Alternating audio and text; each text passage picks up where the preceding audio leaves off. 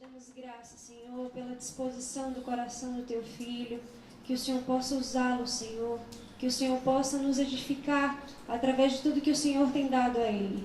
Que o Senhor use, Senhor, nessa noite para a Tua glória, para o Teu louvor, em nome de Jesus. Amém.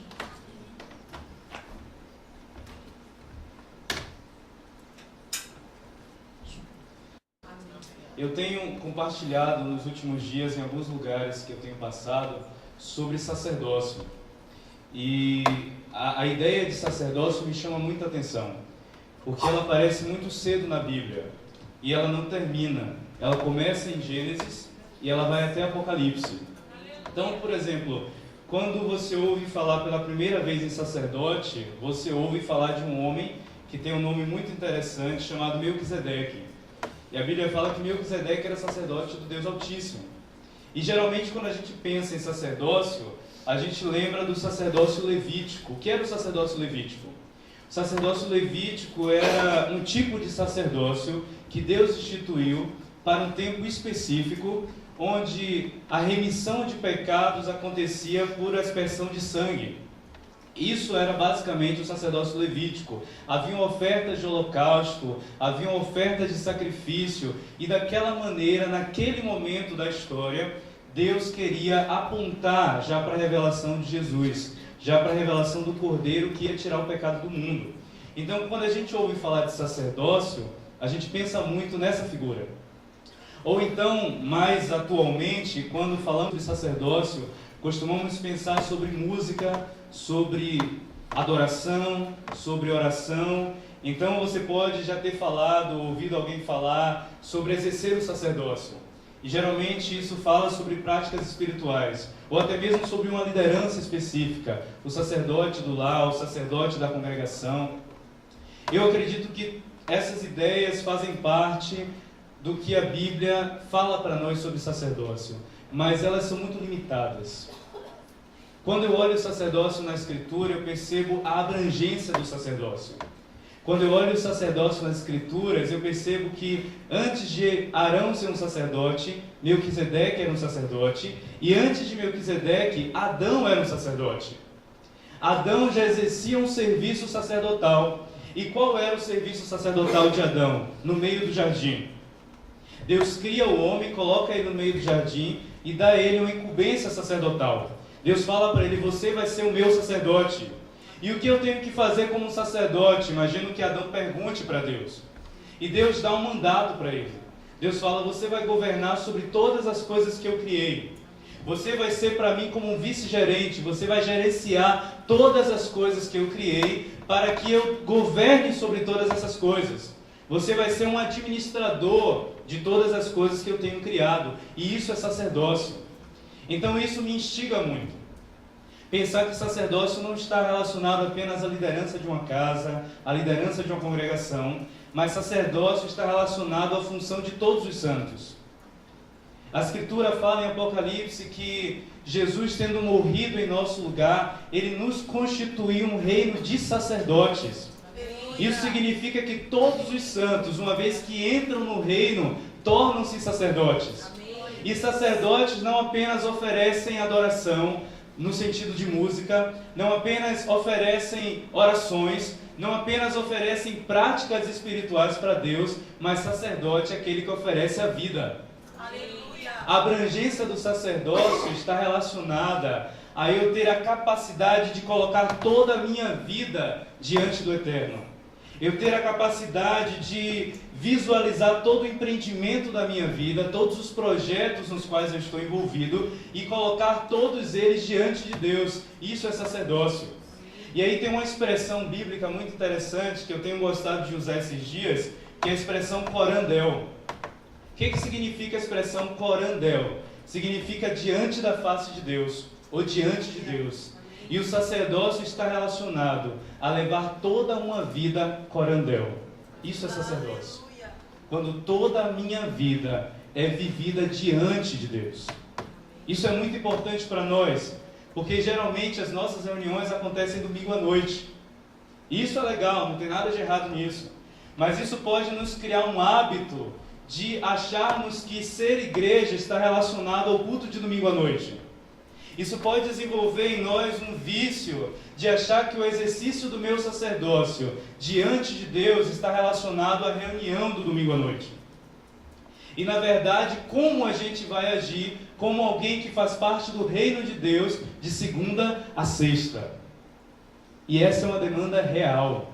Essa é uma demanda que eu recebo sempre, principalmente de jovens, que percebem que a vida deles está evoluindo, que percebem que a espiritualidade deles talvez está sendo desenvolvida, mas como eu vou ser cristão, como eu vou ser um sacerdote, como eu vou manifestar o reino de segunda a sexta? Na empresa onde eu trabalho, como eu vou manifestar o reino de segunda a sexta na faculdade que eu estudo, na escola que eu estudo, na rua onde eu moro, como eu vou manifestar o reino? E quando a gente entende a abrangência do sacerdócio, a gente começa a perceber como se dá a manifestação de um reino eterno todos os dias e não apenas no domingo à noite. E é sobre isso que eu quero falar com vocês hoje. Amém. Queria que você abrisse a sua Bíblia no livro de Êxodo, capítulo 19.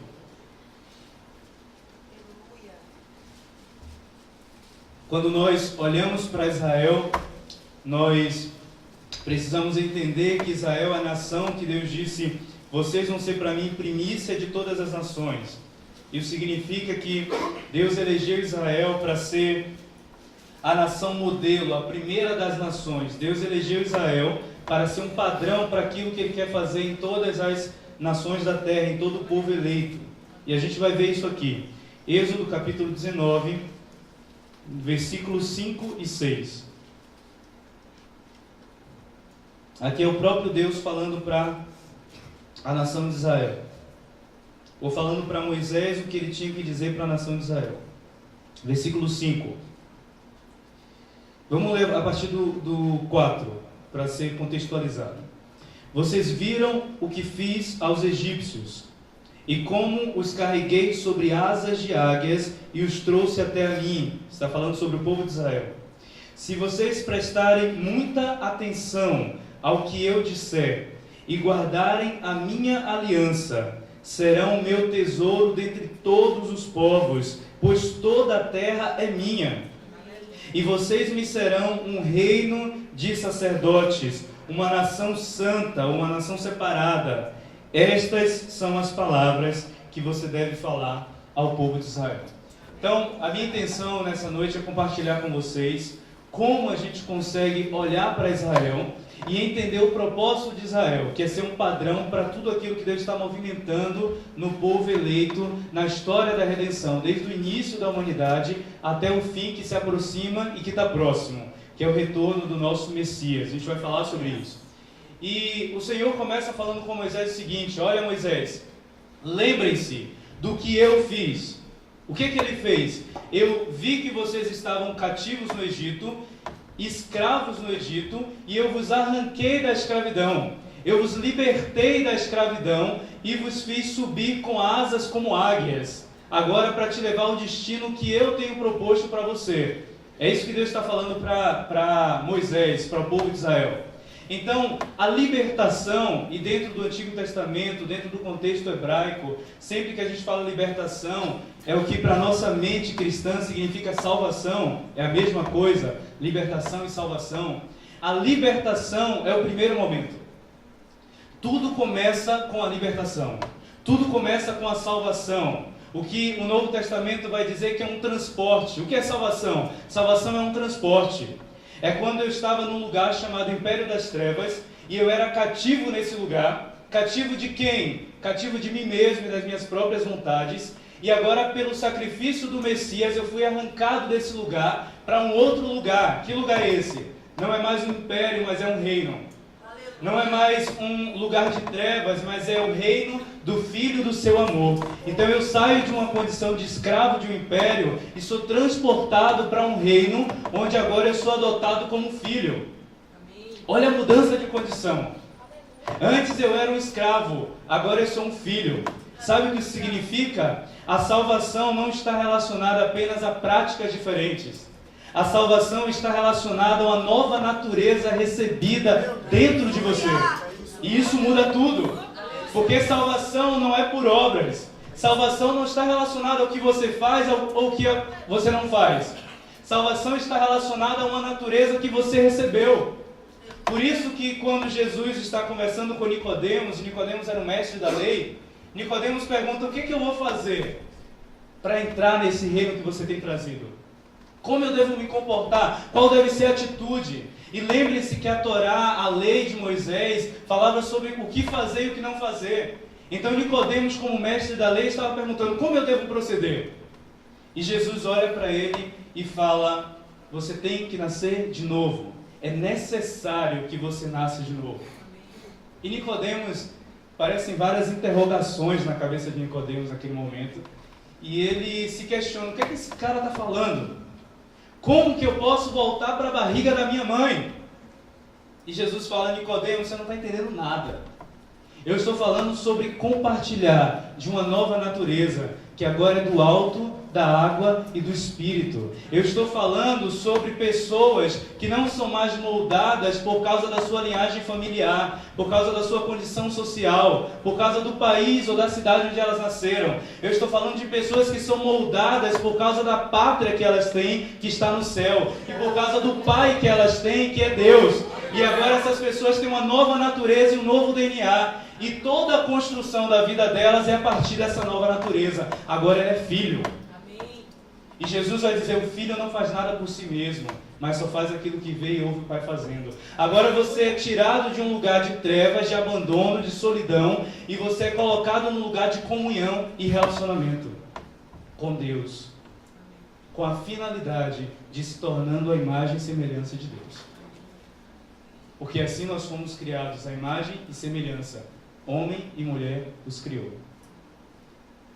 E aí ele fala: tudo isso que é a libertação, tudo isso que a gente chama hoje dentro da nossa ideia cristã de salvação, eu fiz, diz o Senhor. Eu fiz. Sabe o que isso significa? Você não fez nada para ser salvo. Sabe quanto custou a salvação para você? Nada, zero. A salvação é gratuita para você, ainda que tenha custado um alto preço. Mas você não fez nada para ser salvo. A salvação é um presente que você recebe. A salvação é um presente que recebemos. O próprio Deus arrancou o povo de Israel com mão forte e braço estendido. Ou seja, se você é apenas salvo, você não fez nada por isso. Não há nenhuma participação sua nesse momento. Israel, quando foi tirado do Egito, ele não participou de nada. Deus só falou para ele: olha, vai rápido, porque a libertação de você está acontecendo, porque eu estou abatendo o faraó e outras 10 divindades do Egito. Sai rápido, vai para o destino que vocês têm que chegar, que vocês têm que alcançar. A salvação nunca é uma finalidade. A salvação sempre é uma porta de início, uma porta de entrada no reino. Sempre. Todo o nosso evangelho não pode ser pautado na salvação. O nosso evangelho tem que ser pautado no reino. Porque a salvação existe para o reino e não o reino para a salvação. O reino não existe para nos salvar. Nós é que fomos salvos para o reino. Então a finalidade do evangelho é o reino. Por isso que o evangelho no Novo Testamento é chamado de evangelho do reino. Porque a mensagem, a boa notícia é: o reino chegou. Agora vocês não têm condições de entrar nesse reino. Então ele fez o que tinha que fazer para que você fosse salvo e entrasse. Agora começa a sua parte. Agora começa a vida cristã dentro do reino. E é aí que a gente vai começar a falar sobre sacerdócio.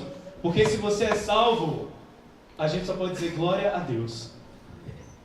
Porque ele que fez isso. Agora a gente tem que começar a conversar sobre: agora que sou salvo, e aí?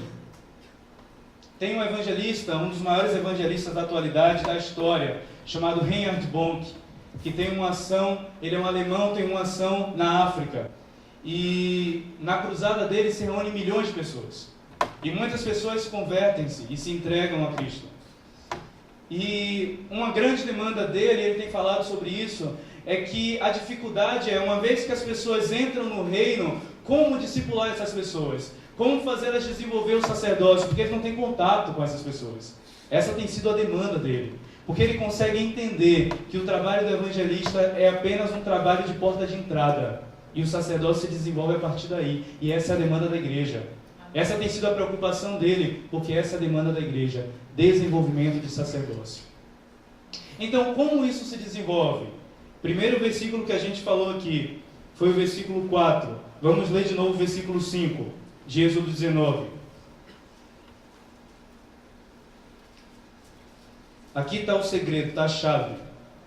Se vocês prestarem muita atenção ao que eu disser, é o Senhor que está falando isso, e guardarem a minha aliança, serão meu tesouro dentre todos os povos, pois toda a terra é minha, e me serão um reino de sacerdotes e uma nação santa.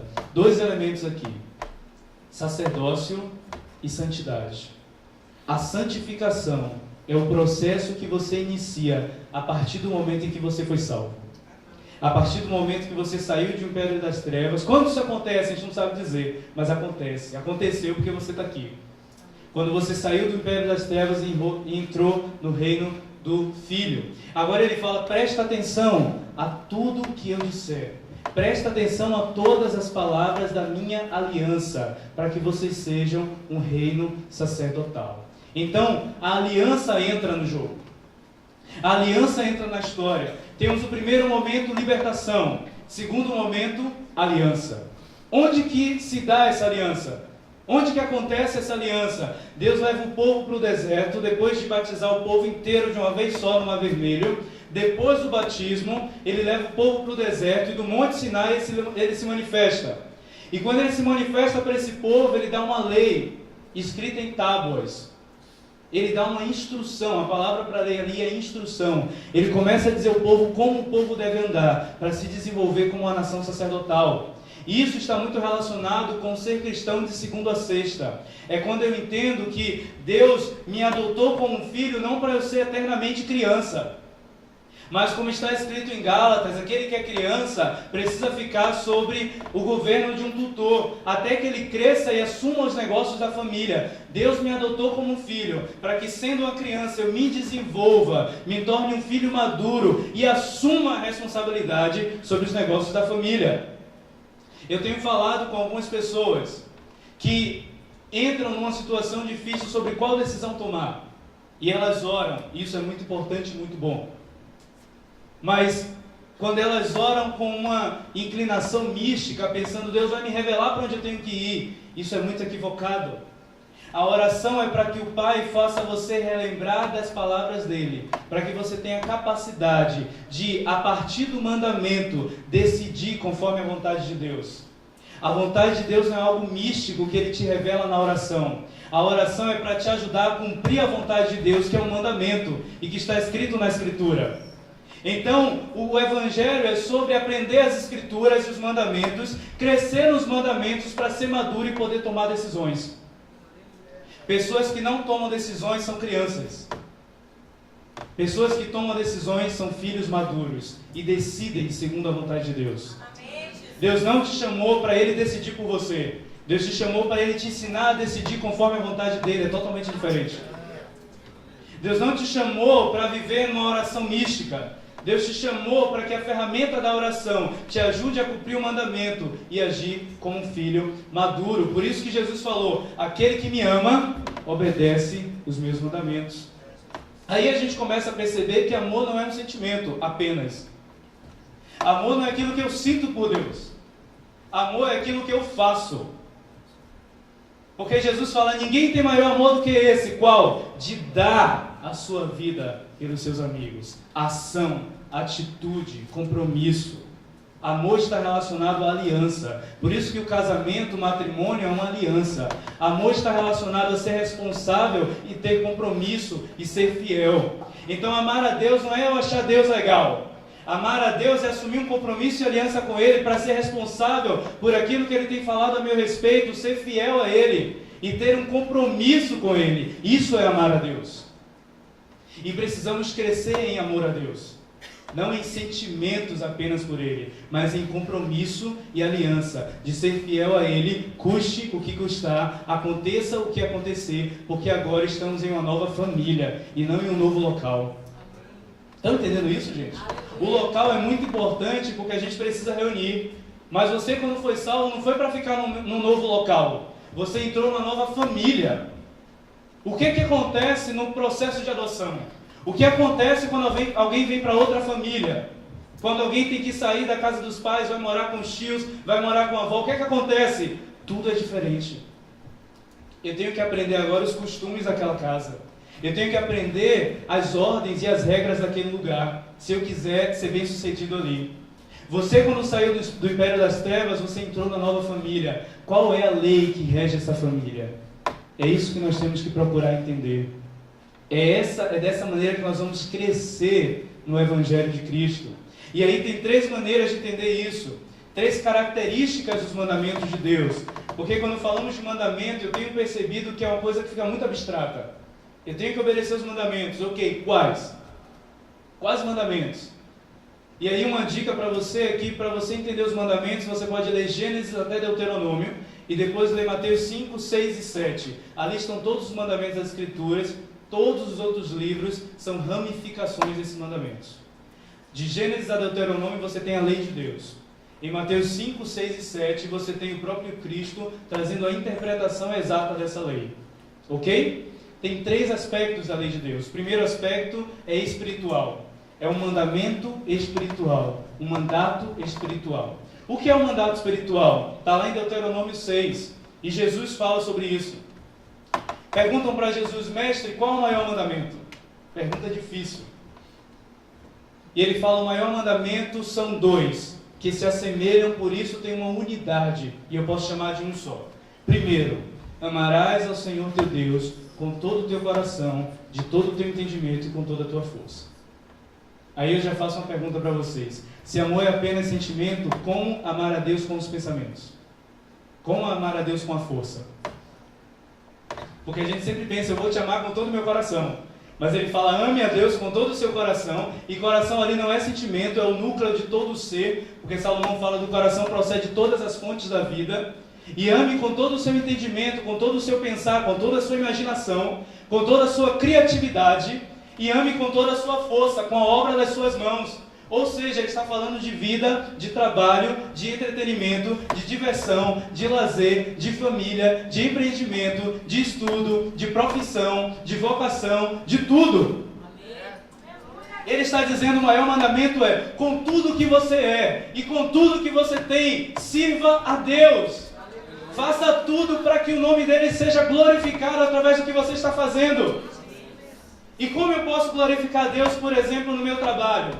Com 3 elementos: expressando verdade, expressando bondade e expressando beleza. Deus sempre está na bondade, na verdade e na beleza. Como eu posso glorificar a Deus fazendo música? Será que a letra só que precisa ser uma letra para Deus? Não, tem que ser tudo para Deus. A música tem que expressar beleza, tem que expressar verdade e tem que expressar bondade. O trabalho que eu faço em frente ao computador tem que expressar beleza, excelência, bondade, porque isso expressa quem Deus é.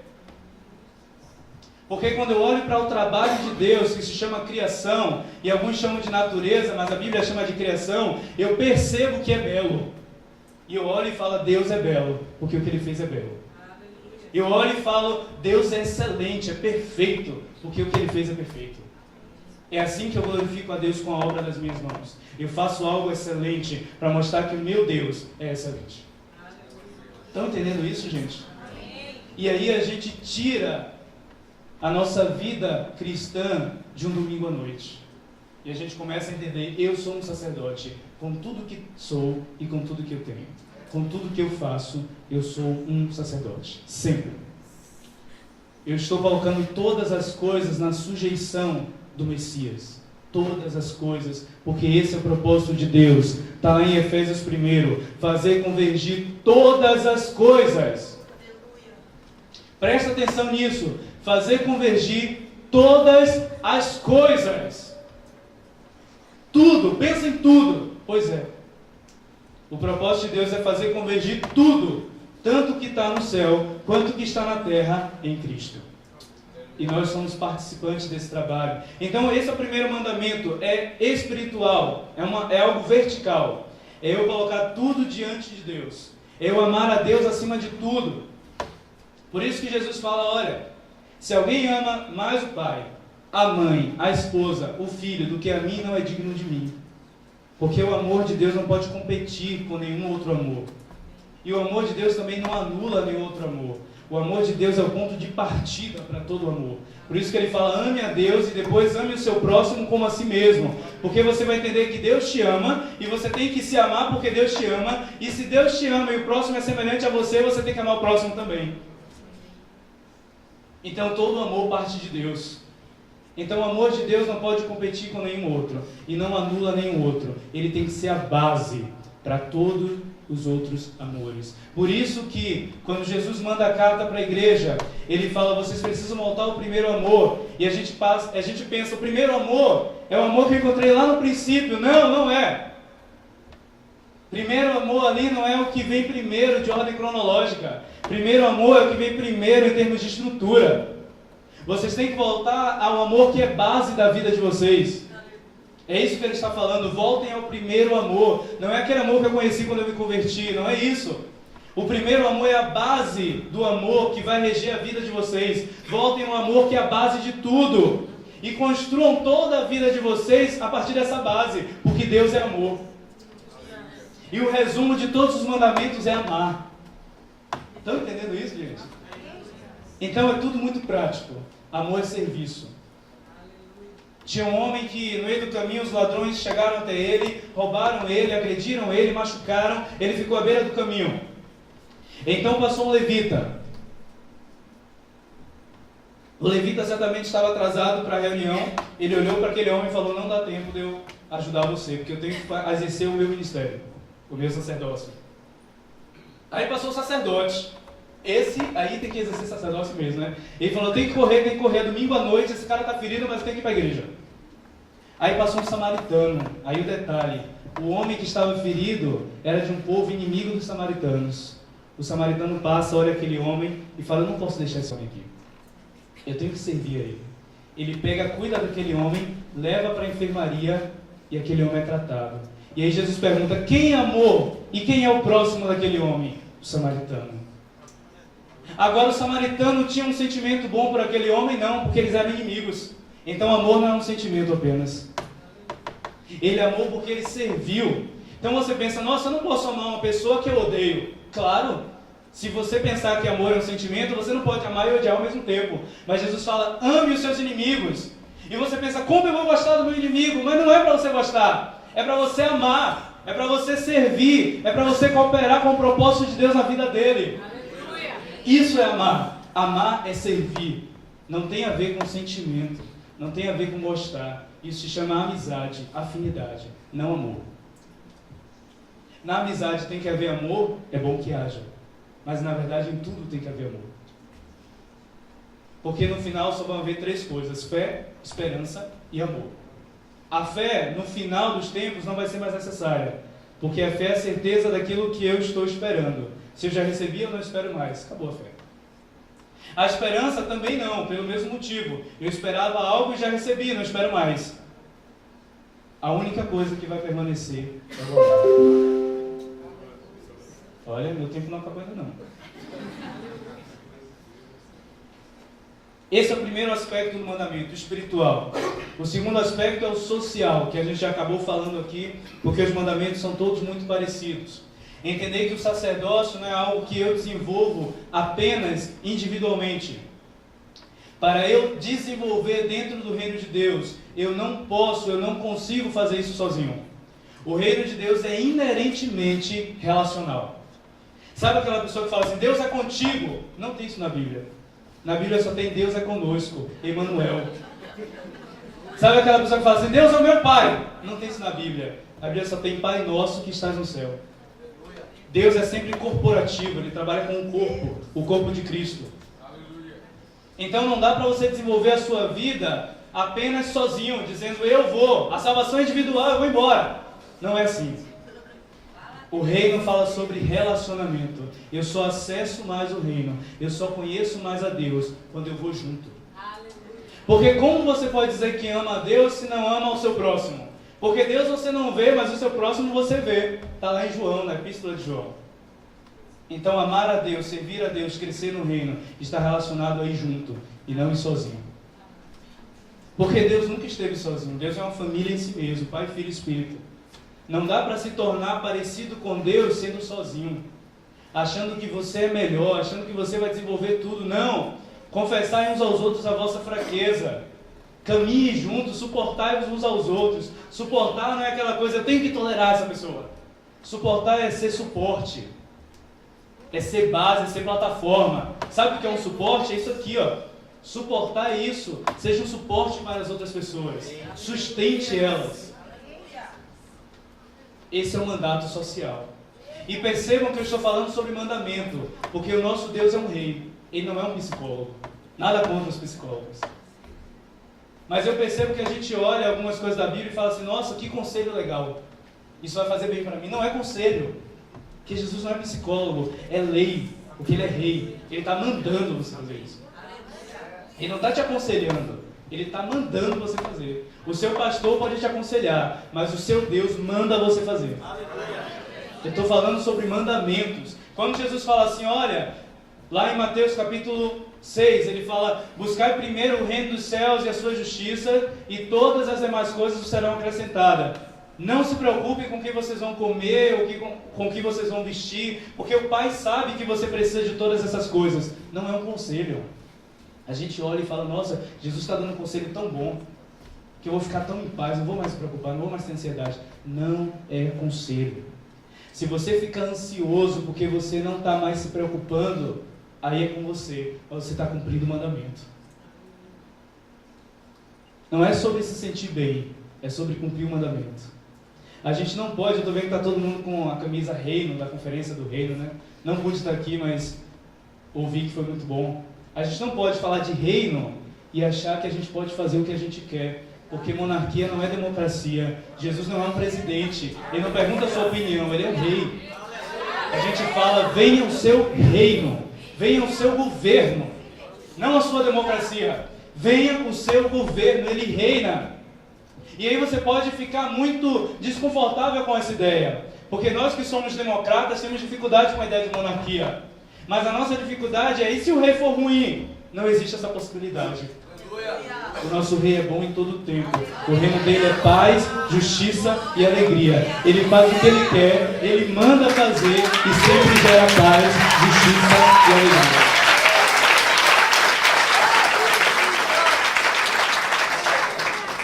Então o convite de Deus para nós é, precisamos confiar mais e entrar nesse reino. E começar a obedecer os mandamentos, para deixarmos de sermos como criança. A única vez que a Escritura fala sobre ser como criança, ela fala, seja como criança, na malícia.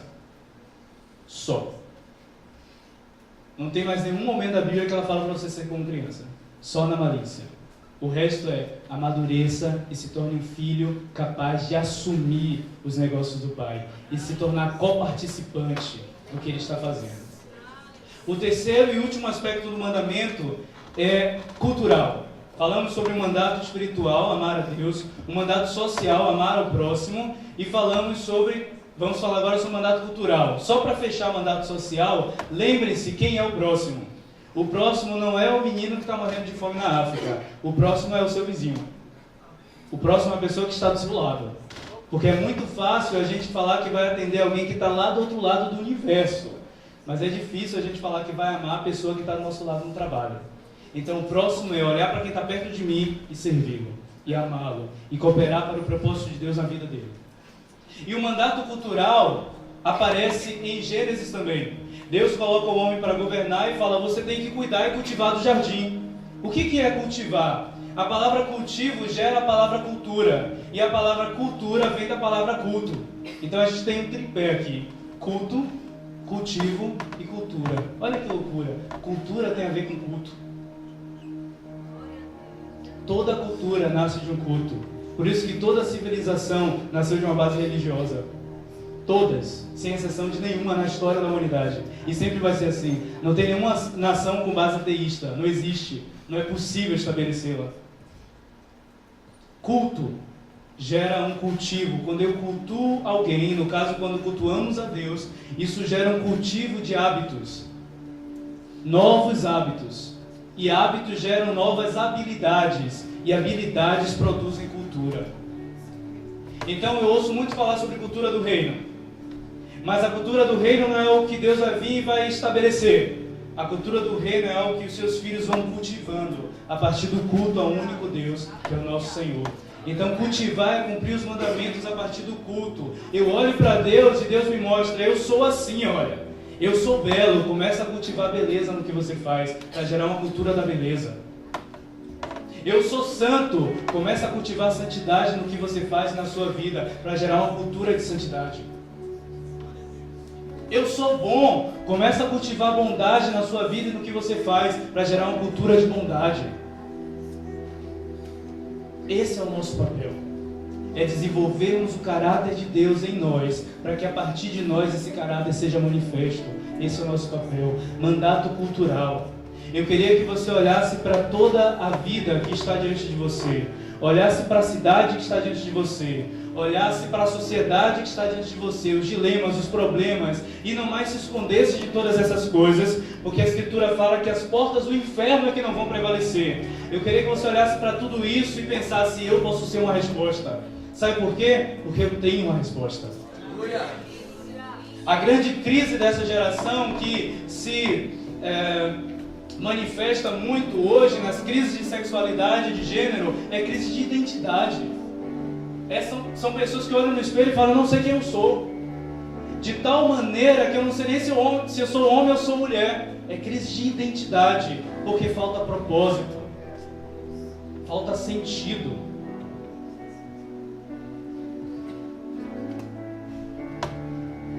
E nós entendemos o propósito e o sentido da nossa vida. Então nós temos e somos a resposta. Ou melhor, nós temos a resposta. E podemos nos tornar a resposta quando nós entendemos que essa resposta tem que comprometer a nossa vida. Se nós olhamos para uma igreja que não sabe o sentido da sua existência, não podemos falar para uma geração qual o sentido dela.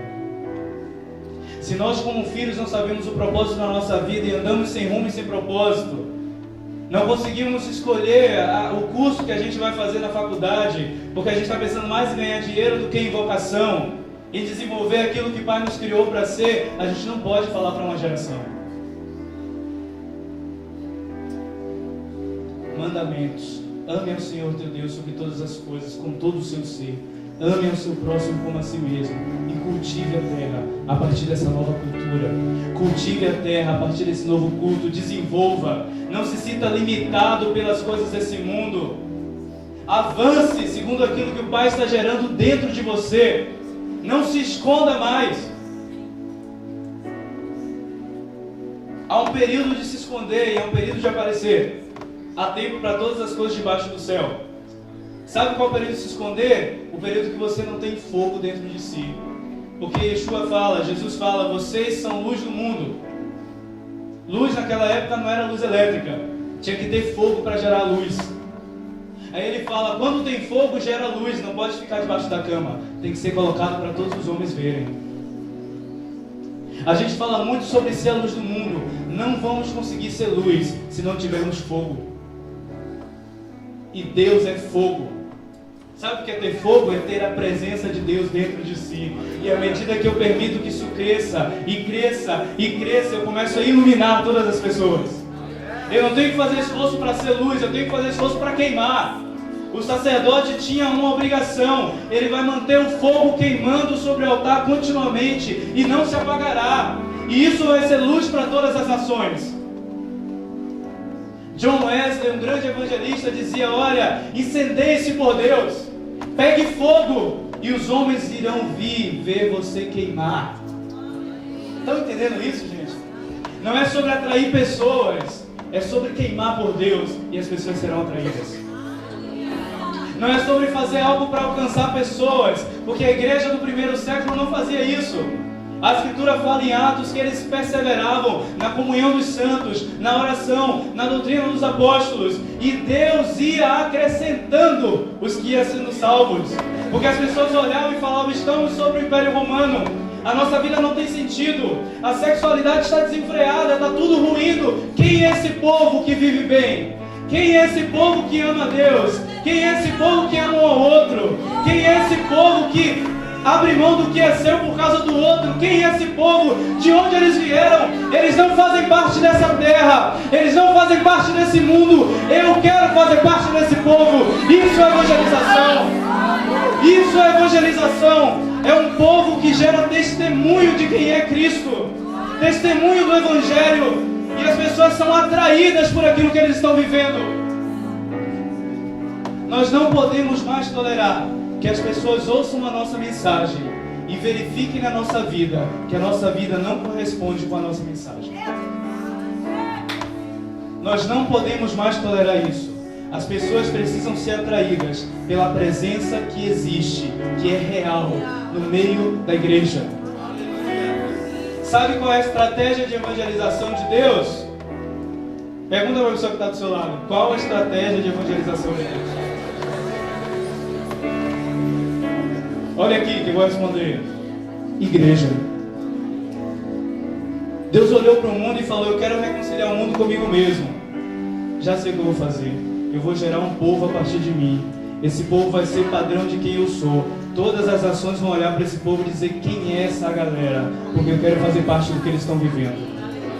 Eu estou vivendo no meio de uma geração onde todo mundo só pensa em si. Esse povo pensa no outro. Eu estou vivendo no meio de uma geração onde todo mundo só quer ganhar dinheiro. Esse povo até perde dinheiro para ganhar vida. Quem é esse povo? Eu quero fazer parte. Isso é a igreja. Isso é avivamento.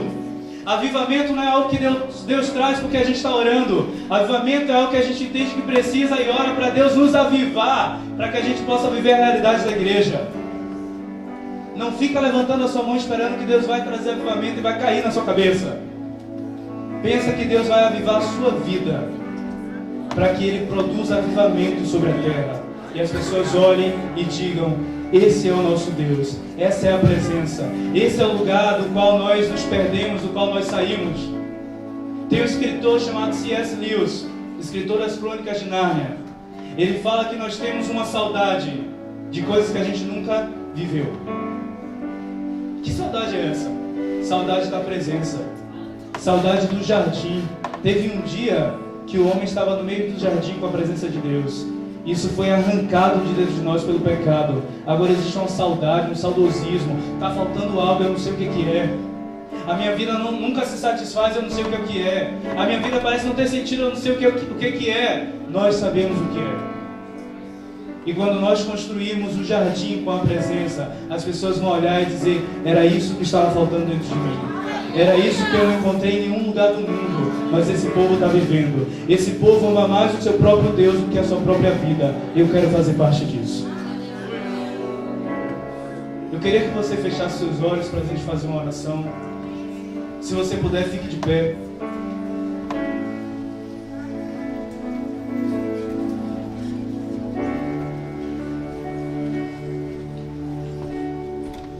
A minha esperança é que essa seja uma palavra de despertamento para nós.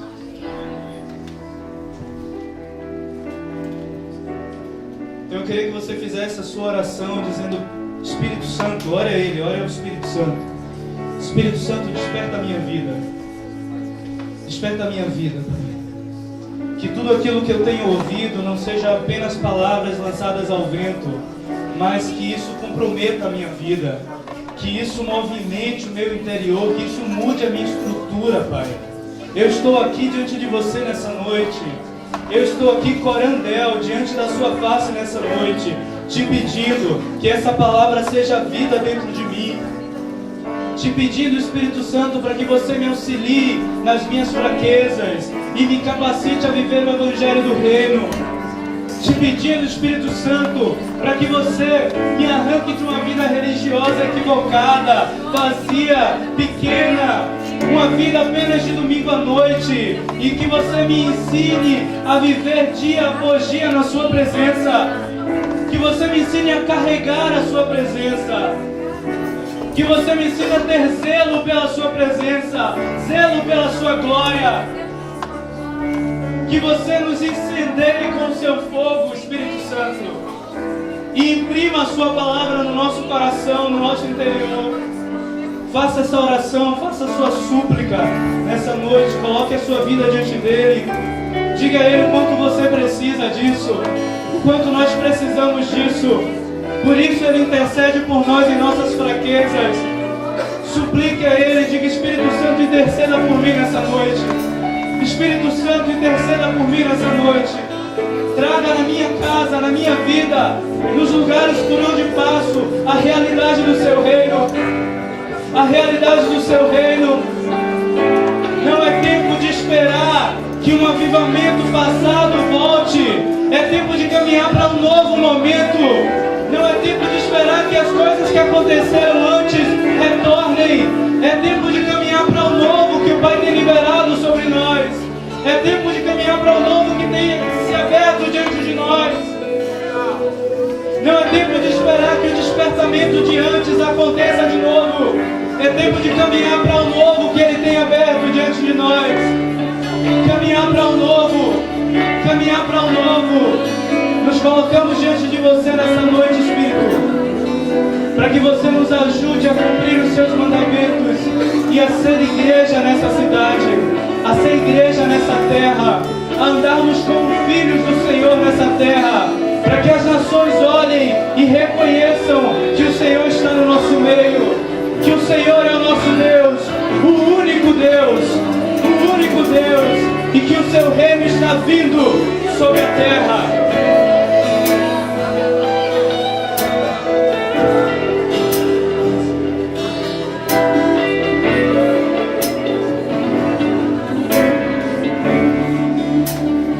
Você pode continuar fazendo a sua oração. Eu queria fazer um convite para aquelas pessoas que compreendem que nesse mundo nada satisfaz completamente o nosso interior, nada satisfaz completamente o nosso ser, que andamos buscando de prazeres em prazeres e nada nos preenche. Eu queria convidar essas pessoas que querem entregar a sua vida ao reino de Deus, entregar a sua vida a Cristo, que nesse momento apenas essas pessoas permaneçam com a mão levantada. Apenas essas pessoas agora levantem suas mãos. Diga: eu quero viver a plenitude do reino de Deus. Erga a sua mão. Erga a sua mão, é um convite para você. O reino de Deus chegou. Mude a sua vida. Permita que Ele toque a sua vida. Que Ele convide você para viver algo que você nunca viveu até aqui.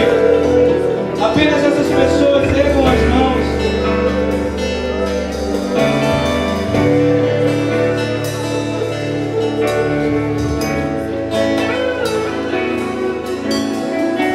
Você que levantou sua mão, a gente vai te pedir para você vir aqui na frente, para a gente poder te abraçar e te conhecer. Vem aqui.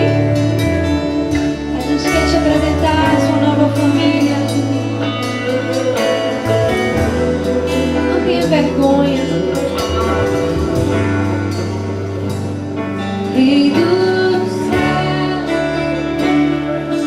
quem pode te ver como você me vê?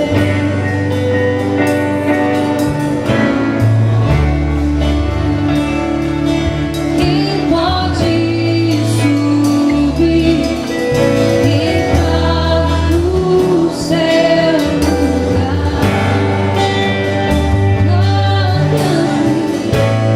Só tem o Senhor, outro igual não há. Dono de tudo que existe, dono do meu coração. Pai, que estão os teus filhos, Senhor. Eu queria que vocês repetissem com a gente. Senhor Jesus, hoje eu reconheço que sem Ti eu nada sou. Jesus, eu te peço que o Senhor entre em meu coração. Seja o Senhor da minha vida. Que a minha boca confesse e o meu coração declare todos os dias que o Senhor é o Senhor. Pai, esses irmãos estão aqui, Senhor, declarando que querem te conhecer mais, querem provar mais do Senhor e que o Senhor se revele a eles. Nós, como tua igreja, estamos aqui para cuidar e ser família, Jesus. Que eles possam ser bem recebidos, amados. Em nome de Jesus, eu vou pedir para vocês virarem para trás quando a gente cantar de 1 até 3. E vocês vão conhecer a nova família de vocês, os seus novos amigos, as pessoas que vão estar ao lado de vocês. O que vocês precisarem, a gente está aqui. Bom? 1, 2, 3.